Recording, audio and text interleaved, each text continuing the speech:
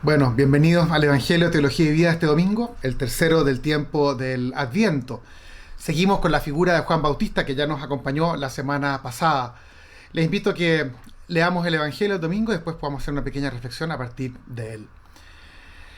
El Evangelio es ahí está mal puesto, el capítulo 11 de Mateo, pero el Evangelio está bien escrito, está mal puesto el título.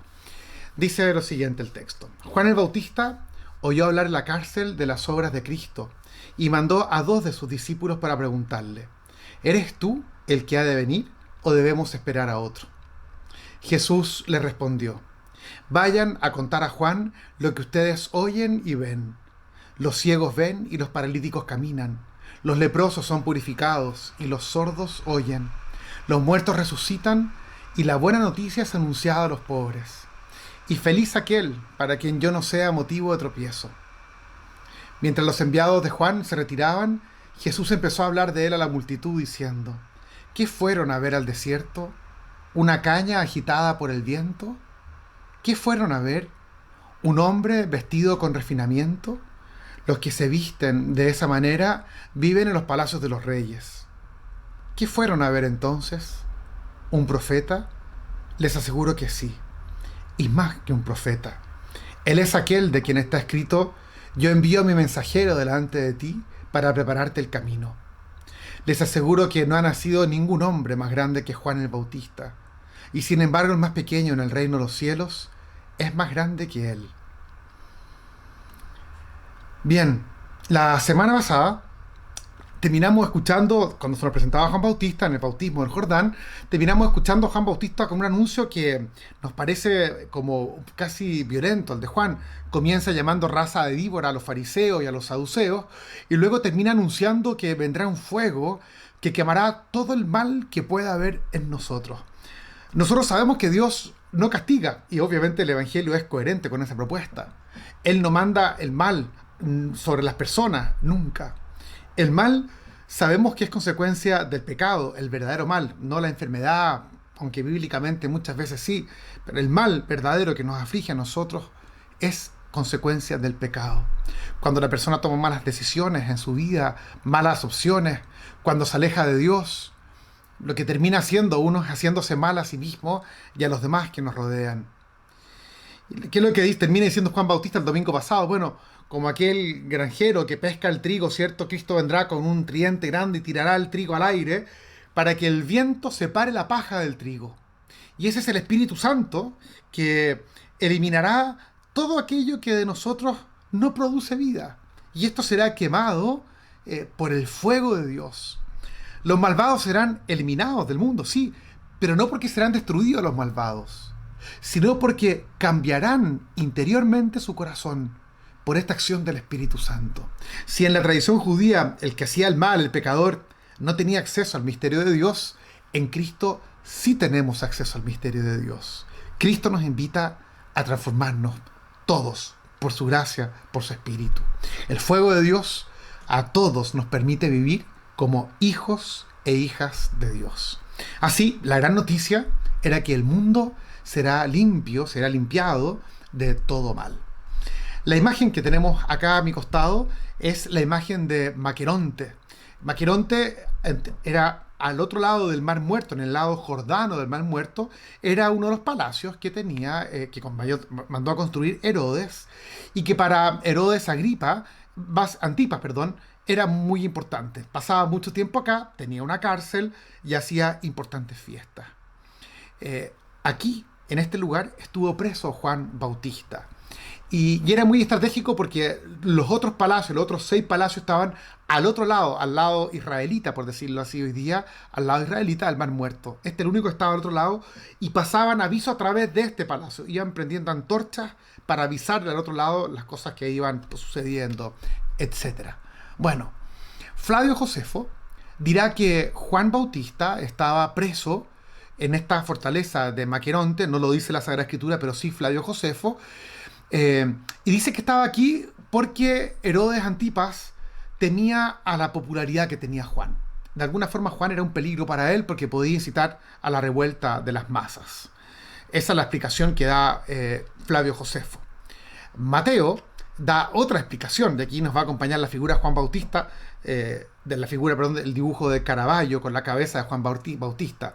No sucede en este evangelio del domingo, pero sucede un poco más adelante, ¿cierto? Mateo dice que está encarcelado por haber denunciado el comportamiento inmoral de Herodes. ¿Qué es lo que pasó? Que Herodes había ido a ver a su hermano Felipe y se había enamorado de su mujer y la llevó a su reino a vivir con él. Sabemos que Juan está en la prisión, aquí en Maqueronte, era tratado bien, relativamente bien, podía recibir visitas de sus discípulos. Y estos discípulos de Juan lo mantenían informado de lo que Jesús hacía. Ese es el contexto un poco en que nos ubica este evangelio. ¿Qué es lo que había sucedido? En el evangelio de este domingo vemos que Jesús le produce una perplejidad a Juan. Antes Juan estaba muy seguro de que Jesús era el Mesías. Ahora lo vemos vacilar. ¿Eres tú el que estamos esperando o tenemos que esperar que venga otro? ¿Por qué? ¿Qué le pasó a Juan, siendo que estaba tan seguro de indicarlo a él, como lo escuchamos, por ejemplo, el domingo pasado? Mateo, en los 2 capítulos anteriores al texto de hoy, ha presentado 10 curaciones hechas por Jesús. Claro, lo que los discípulos de Juan vieron era que vieron a Jesús hacer estas cosas, estos milagros, y le cuentan al Bautista, bueno, que era una persona que era tierna, que amaba a los más débiles, se preocupaba por los marginados, incluso por los pecadores. Seguramente lo vieron cercano a los leprosos, que eran los despreciados por todos. Vieron ponerse de pie a los paralíticos, le vieron dar vista a los ciegos. Eso es lo que ellos vieron de Jesús. Y les parece, en definitiva, que Jesús no era duro con los pecadores. La concepción de la época era que la enfermedad era causada por el pecado. Entonces, no es que no solamente no era duro, sino que comía y festejaba con estos pecadores cuando Jesús les iba dando la salud, la salvación. Juan Bautista, y al igual que sus discípulos, siempre escucharon en la catequesis de los rabinos, ¿cierto?, que había que evitar a los pecadores. Ellos conocían el Salmo, por ejemplo, 139, que dice: Señor, odio a los que te odian, odio a tus enemigos, los odio con un odio implacable, como si fueran mis enemigos, dice el Salmo. Juan Bautista queda desconcertado con este Jesús que es amable con los pecadores. Pareciera que en vez de cortar los árboles, ¿se acuerdan que hablamos del hacha la semana pasada? En vez de cortar los árboles que no producen fruto, Jesús se acerca a ellos. Ni siquiera rompe la caña que está agrietada. Juan Bautista también conocía a Isaías, que en el capítulo 66 dice: el Espíritu del Señor está sobre mí, y me ha enviado a proclamar la libertad a los esclavos y la liberación a los prisioneros. Sabe Juan Bautista que Jesús es el Mesías. Entonces, que tal vez no entiende por qué Jesús no ha intervenido a favor suyo, ¿cierto? ¿Por qué no lo ha liberado de la cárcel? Sin duda, todo esto genera dudas en Juan Bautista. Y tal vez este tema va a ser el central del Evangelio de este domingo. Las dudas respecto al Mesías esperado. Lo primero que nos enseña Juan Bautista este domingo es la pregunta fundamental: ¿cuál es el Mesías que tú esperas? Porque Juan esperaba a uno que fuera severo con los pecadores. Quedó sorprendido y un poco decepcionado al escuchar de Cristo. Es cierto que Cristo arremetió contra el mal, pero no contra los pecadores, por lo menos. A los pecadores Jesús los amaba y siempre les abría la posibilidad de la conversión. Nos puede pasar a nosotros que también nos vamos a decepcionar con las expectativas que hemos puesto en Dios, pero que no son de Dios.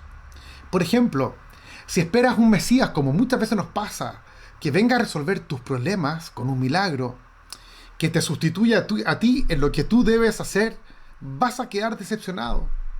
Por mucho que reces porque haya paz en el mundo, eres tú quien, con la fuerza del Señor, sin duda, debes trabajar arduamente por esa paz. Hay que trabajar duro por el perdón, por el diálogo, la reconciliación o la justicia. Tal vez esperas un Mesías poderoso, que venga a instaurar el orden y la justicia, que venza a los que piensan distintos y que son una amenaza, por ejemplo, hoy día para la iglesia. Pero te vas a decepcionar como Pedro, por ejemplo, que también se decepcionó. Él esperaba un Mesías que fuera el que terminara con la opresión romana, un Mesías glorioso a quien seguir. Pero ese así no es nuestro Dios. O tal vez esperas un Mesías que premie tus obras buenas y que castiga al malvado porque te parece justo que así sea. También te vas a decepcionar si vas por ahí. El Bautista nos dice, revisa en tu interior para no desilusionarte con la espera de un Mesías distinto a que el Señor nos quiera enviar. Importante este primer mensaje y entender en este tiempo de Adviento cuál es el Mesías que esperamos, cuál es la expectativa que tenemos en el Señor. Hay un segundo mensaje del Bautista, y es que es probable que nos escandalicemos con Jesús como Él se escandalizó. Juan esperaba un comportamiento distinto de Jesús. Con su actuar, Jesús derribó muchas de las convicciones y certezas que el mismo Juan había aprendido en esta catequesis desde pequeño. Hablaba yo hace unos días con una señora muy de iglesia y le pregunté por su relación con Dios. Y ella me dijo que estaba leyendo unos libros sobre las apariciones de la Virgen y era como experta entre Guadalupe, Fátima, Lourdes, y me nombró una cantidad de apariciones más increíbles que yo ni siquiera sabía que existían. Además, ella estaba leyendo sobre los milagros eucarísticos y se movía en esa temática, toda como, bastante como mágica. Pura temática, puro elementos como que te hacen sorprenderte, pero ninguno de ellos te cambia mucho la vida. Pero bueno, le pregunté yo por el Evangelio. ¿Cómo leía? Si leía también el Evangelio junto con estos otros libros que ella leía. Y como que se rió y me dijo, no, bueno, el Evangelio no.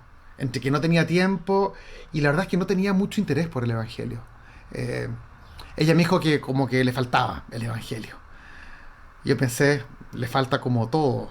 No es un detalle menor. No es que yo pueda ser cristiano sin el Evangelio. Entonces me llamó mucho la atención. Puede ser que tal vez me comentó también ella que había partes como que no las entendía, entonces como que no, leía otros libros de espiritualidad. Y yo pensé, claro, el Evangelio transforma tu mundo, transforma tu forma de pensar. El Evangelio tiene que incomodarte. El Evangelio va a transformar también tus convicciones y tus tradiciones religiosas. Si tú lees el Evangelio y el Evangelio te deja tranquilo porque como que confirma todo lo que tú crees, significa que estamos mal. Si el Evangelio no cuestiona tu imagen de Dios, es porque realmente no has comprendido el Evangelio. El Evangelio genera preguntas, incertidumbre, dificultades para creer. Por supuesto que es difícil creer en el Evangelio. Nosotros tendemos a adaptarlo a lo que siempre hemos creído, como que domesticamos el Evangelio. O lo leemos buscando confirmaciones de lo que siempre hemos creído. Mira, Jesús está como en todo de acuerdo conmigo. Pero no es así. Ese no es el efecto que tiene que producir el Evangelio. Yo me alegro mucho cuando hay personas que me dicen, padre, vinimos a la misa el domingo, pues fuimos a la casa y estuvimos conversando durante el almuerzo las palabras del Evangelio que nos llamó la atención, o la homilía que esto nos hizo ver un punto que no lo habíamos visto así. Bien, digo yo, bien. Que genere inquietud. Y te aseguro que muchos no están de acuerdo a lo mejor con la interpretación que uno le dio, con la palabra que uno quiso acentuar. No importa. Pero en la medida que te deje con el corazón inquieto, vamos bien. El Bautista nos dice este domingo, déjate interrogar. Deja que el Mesías rompa el equilibrio que tienes así en tu vida. Jesús responde al Bautista y curiosamente no lo critica, podría haberlo criticado como por haberlo puesto en duda, porque venía como a comprobar estos discípulos de Juan si era o no era el Mesías. Solo a ellos les dice, ¿saben qué? Mira, vean lo que yo he estado haciendo. ¿Y qué es lo que ha estado haciendo Cristo? Puro gesto de amor. Ningún gesto de condena. Las curaciones que Jesús enumera, que la escuchamos en este Evangelio, recuerdan la profecía de Isaías. Él decía, los ojos de los ciegos se van a abrir, los oídos de los sordos se abrirán, los cojos saltarán como un ciervo, la lengua del mudo comenzará a gritar de alegría. Se trata de la curación de todos aquellos males que habían sido causa de las desgracias del pueblo. Jesús indica que la profecía de Isaías se estaba cumpliendo. Se trata del inicio del mundo nuevo. Y más que ser prodigios, se nos proponen como parábolas cada uno de estos elementos, como enseñanzas. Y los vamos a ver. La curación del ciego que propone Los ciegos son los que andan a tientas, en la oscuridad, los que han perdido la orientación, chocan contra las cosas y se hacen daño a sí mismos o le hacen daño a los demás. No saben dar el valor adecuado a las cosas. Se juegan la vida, por ejemplo, en cosas que no valen, en cosas que no trascienden. Se equivocan al momento de tomar elecciones. El Evangelio a ellos les abre los ojos para que puedan tomar las decisiones adecuadas, para que valoren la vida. Cuando tú insistes en el Evangelio como un riego por goteo, va produciendo vida, y esa vida es luz para tomar decisiones. Los lisiados que caminan, los cojos que se levantan, son los que no dan un paso, los que no se mueven, los que no hacen nada y mendigan todo. Al encontrar el Evangelio, ellos se van a poner de pie y van a caminar con claridad hacia una meta. El Evangelio te saca del inmovilismo en tu vida. Los sordos son los que tienen tapados los oídos, los que no escuchan, los que no escuchan a Dios en primer lugar, sino que ya tienen claro lo que Dios dice. No están dispuestos, no necesitan escucharlo, creen ellos, porque ya saben lo que Dios dice. Son también los que no escuchan al prójimo. Son los que son incapaces de dialogar, tal vez porque ya poseen la verdad. Solo tienen que decirle, comunicar la verdad al resto, pero no tienen nada que escuchar del resto. Solo escuchan la voz de su egoísmo, sus propios deseos. No escuchan, sobre todo, y esto es lo más grave, el grito de auxilio de los pobres y de los necesitados. Pero el Evangelio los va a curar, porque así es el Evangelio. ¿Quiénes son estos leprosos que sanó Cristo? Los leprosos son los que incluso se avergüenzan de sí mismos, pues se sienten feos, repulsivos. Ya lo conversamos cuando hablamos de Jesús que sanó a los 10 leprosos. Veíamos que esta lepra refleja el pecado del hombre, que es la parte más fea de nosotros. Bueno, el pecado hace que uno se vaya desfigurando. Nosotros nos tendemos a alejar de ellos, ¿cierto? Eso es lo que nos produce el rechazo. El pecado nos produce rechazo. Pero al encontrarse con Cristo y con su Evangelio, ellos se vuelven personas bellas, hermosas, porque el Evangelio saca siempre la mejor versión de cada uno de nosotros. Finalmente, estos muertos que resucitó, que también es un tema muy interesante, son los que estaban replegados sobre las realidades del mundo, pensando en beber, comer y disfrutar la vida, y ya está, que conocemos tantos hoy día que se mueven así, con esa intención nomás.